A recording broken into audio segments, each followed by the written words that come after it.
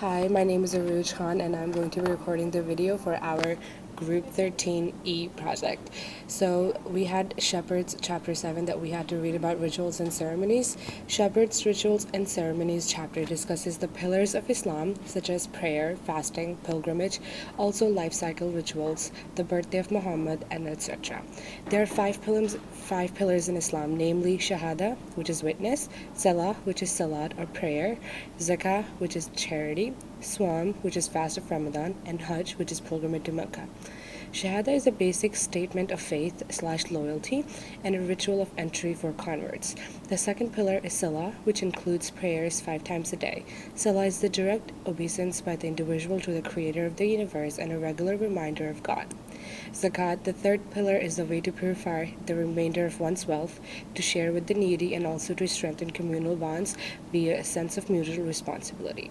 The fourth pillar is fast. Fast trains to control lower impulses, provides a sense of solidarity in hunger, allows the well-off to have some of the experience of the poor, and modifies the rhythm and pace of society.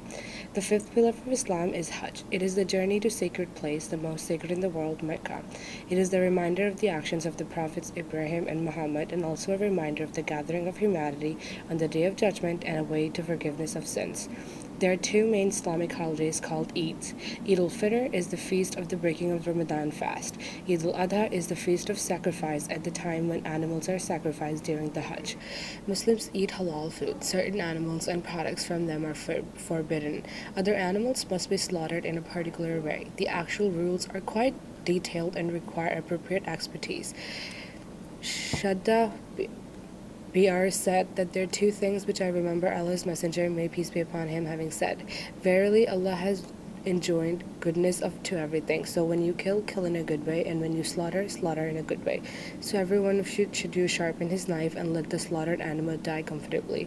And this was from Shah Muslim, Trans A.H. Siddiqui, Volume 3, page 1078 and 4810.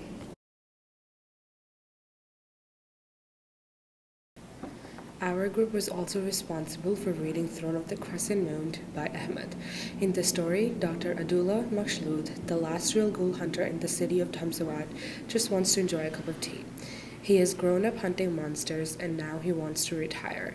His friend Yahya talks with him about the Falcon Prince who rebels against the Caliph. Rashid, a dervish warrior and Abdullah's assistant, comes to Abdullah for help with a boy named Faisal. As the doctor and his assistant continue their journey, Rashid observes his master fretfully, fearing that the man is becoming too old and fail to continue fighting evil magic like this. As the doctor and the dervish approach the marshlands using the doctor's tracking spell, Abdullah begins to hear strange warnings from God, mixed in with his directions. The doctor says, open quote, "In all my years of casting tracking spells, nothing like this has happened. I also hear his hints about other dangers. The jackal that eats souls, the thing that slays the lion's pride. I don't know what it means." Close quote. Abdullah was attacked by one of the largest bone ghoul he's never ever seen before, and just when he thought it was all over, he began to whistle, open quote, "Under the pear tree, my sweet," close quote, as distraction as he tried to think of a way to escape. As the song was ending and the ghoul began to awaken, and Abdullah thought that was the end, but a lion attacked the ghoul, which he thought was a sign of angel's justice. The lion turned out to be a girl with green eyes who had the gift to change into the form of a lion named Zamia, who had her entire band murdered. Abdullah is disappointed in himself. He says that he's old and ready to die and that God is testing him with his foul monsters.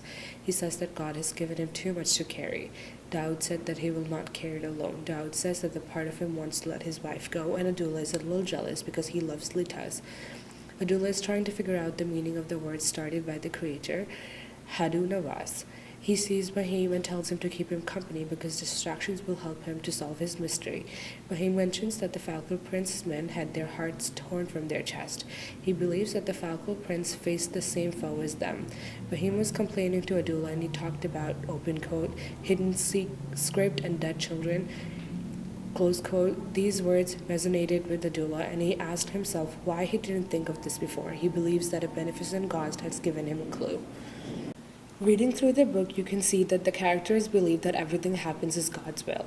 Yahya explains to Abdullah, open quote, "God the all-knowing made it so," close quote, and open quote, God has called you to this life, close quote. Even though Adullah does not want any ghoul hunting anymore, he ends up with helping Faisal because he thinks this is God's will as well. The doctor continues to despair over his old age, feeling as though he was missed many opportunities in his life, and continually asking God why he continues to push him to do this work.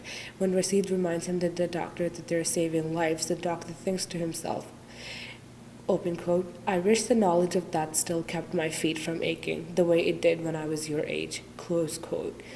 The devotion to God is also shown in the chapters when Zamia is introduced. The spells that Adullah cast always included, open quote, thanks to God, close quote. Rashid also seeks God's help while fighting Mu'awiyah.